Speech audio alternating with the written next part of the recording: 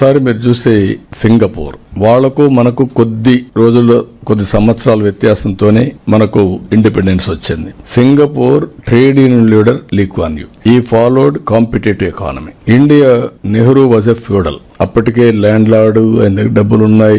London లో Oxford యూనివర్సిటీకి పోతే ఏ గేట్ దగ్గర పోతే ఆ గేట్ కాడ కారు వస్తుంది. అంత అఫ్లూయెంట్ గా మనం డిస్కస్ చేసుకున్నాం. ఆయన ఫాలో అయింది సోషలిస్టిక్ ఎకానమీ. అక్కడి నుంచి ఇండియా 30-40 ఏళ్లు, 47 నుంచి 91 వరకు మనం కంపీట్ చేయలేకపోయాం. ఎప్పుడైతే ఎకనామిక్ రిఫార్మ్స్ వచ్చాయో అప్పట్లో మనం ముందుకు పోగలిగాం. అదే సమయంలో ఇప్పుడుండే ప్రధానమంత్రి గారు వచ్చిన తర్వాత 11వ లార్జెస్ట్ ఎకానమీ, 4వ లార్జెస్ట్ ఎకానమీకి వచ్చాం. 3వ లార్జెస్ట్ ఎకానమీకి వస్తాం. 2038కి అన్ని సర్వేల ప్రకారం 2nd లార్జెస్ట్ ఎకానమీకి వస్తాం.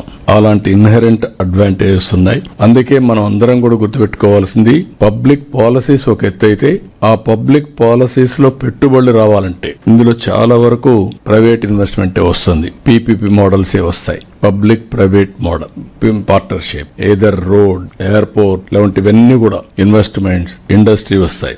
అది వచ్చినప్పుడు ఇన్వెస్ట్మెంట్ పెట్టే వ్యక్తికి కాన్ఫిడెన్స్ రావాలి. అక్కడ లా అండ్ ఆర్డర్ మెయింటైన్ చేసే పరిస్థితి రావాలి. అడ్మినిస్ట్రేషన్ లో మేము క్లియరెన్సెస్ ఇవ్వడమే కాకుండా లా అండ్ ఆర్డర్ కూడా పర్ఫెక్ట్ గా ఉంది అనుకుంటే వాళ్ళు వచ్చే పరిస్థితి వస్తుంది.